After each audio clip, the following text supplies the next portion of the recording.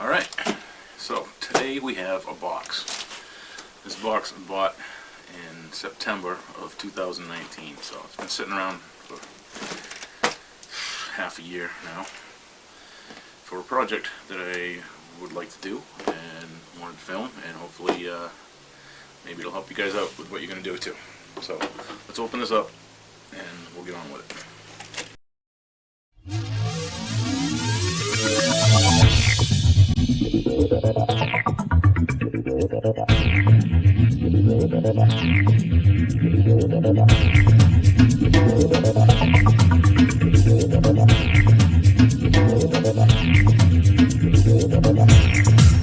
Leo.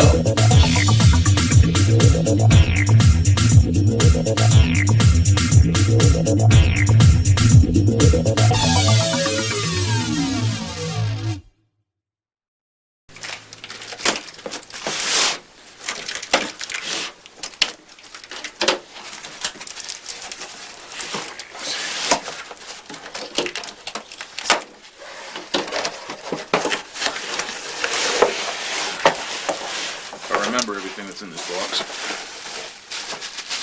I do have a power supply and AV cables. The main thing is this. Check out the rest of that in a second.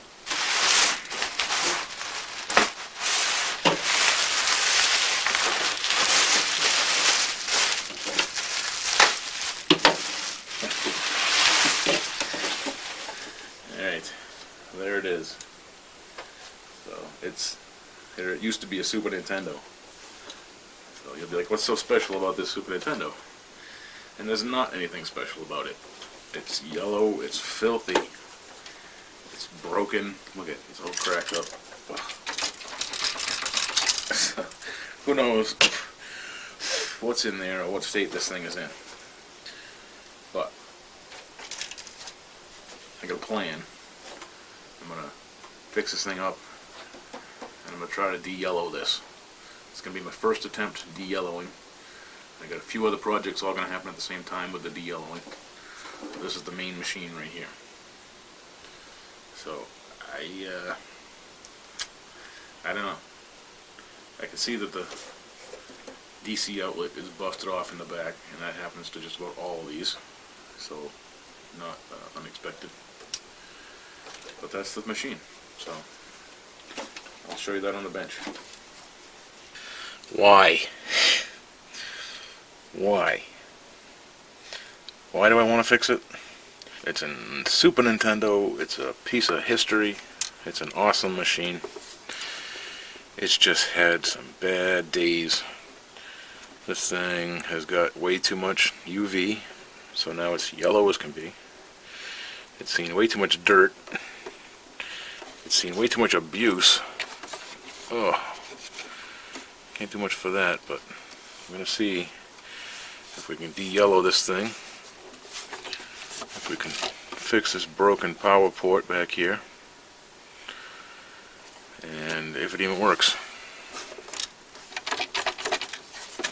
I'll take it apart and see what goes on inside of this thing. Gosh. There's a game bit. Looks like a little crown. Of course, it's going to give me a little hassle here to get these longer ones out of there. So, we actually have it in screwdriver form.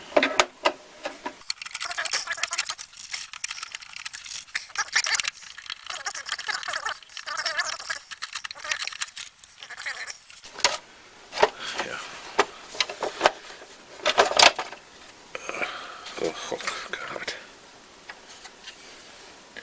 So yeah, that standoff did break right off. That's how brittle this gets. Look at all the way through to the inside is even brittle. Brittle, brittle, brittle. That is because to keep these things a little bit less likely to catch on fire if they burn up on the inside, they mix a chemical in this plastic called bromine. And bromine, after it sits in the UV light for a long time, gets very dry and brittle and causes old white plastic here, or old plastic, to yellow up. So that's why this is so yellow. the bromine and the UV light have caused problems.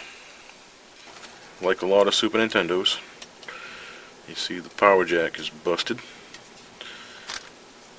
I'm going to replace that.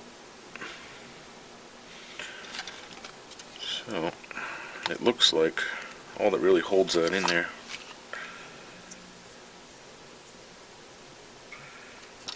are a couple of solder joints where the jack comes through the other side.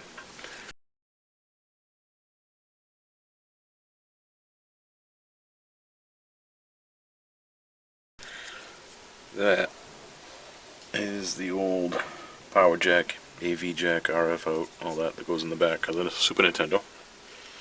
So that was broken out of there. We got a couple replacement parts on eBay, cheap money, and we put it in. Pain in the butt to put it in. It's only, so yeah, 2 big solder joints there. But you can't pull this out with the AV or the RF box in the way. So you got 4 solder joints right here to hold the RF box in, and of course the ground is super tight. So I'm wiggling and wiggling and wiggling. Finally got it out of there. Was able to slide this right out easy, replace the new one, put it back in, put the RF modulator back in. I don't know why. Probably never going to use RF out of this thing, but I don't know if it would work without it.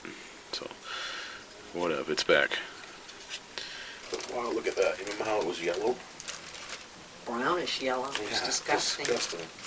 Look at even the inside is Beautiful. now gray again. Alright, well, it's SNES wires. No big deal. I know it's not a big deal, but these things were all sold as broken, basically because they were dirty and they didn't know. I cleaned them up. They cleaned up really nice. Everything worked excellent on the first try. Even this old copy of Super Scope works fine, plays great. And where it plays great is right there. There is our Super Nintendo. Back together. It's been whitened.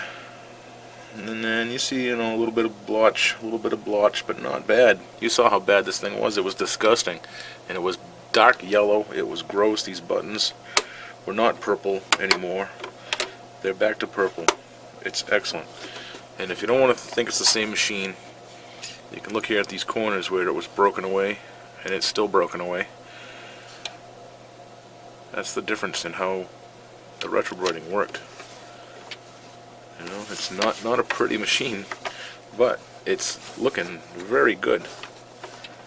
I did have to go and put a new port here in the back. Put that in, that was pretty good. And also put in a new set of controller ports in the front, because the one that was in there was pretty gross and I didn't want to use it.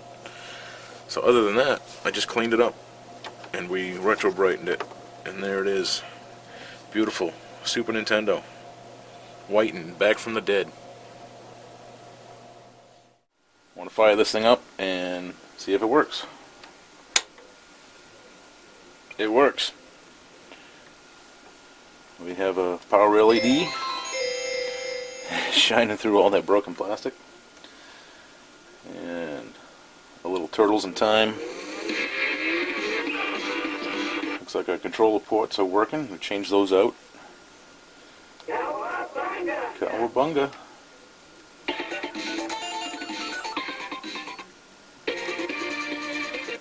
Big Apple, 3 a.m.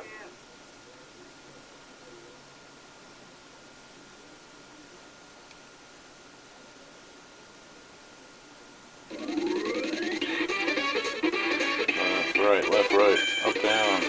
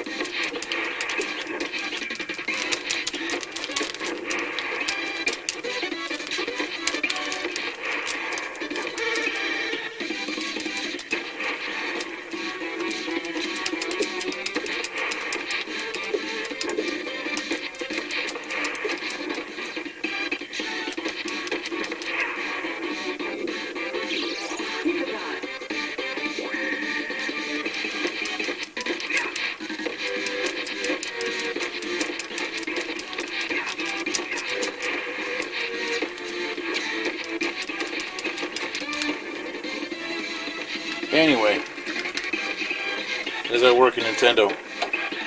De-yellowed, super bright and white. Besides a couple of cracks, it looks brand new again. This is great. RetroBrighting is an awesome thing, and it's not too hard to do.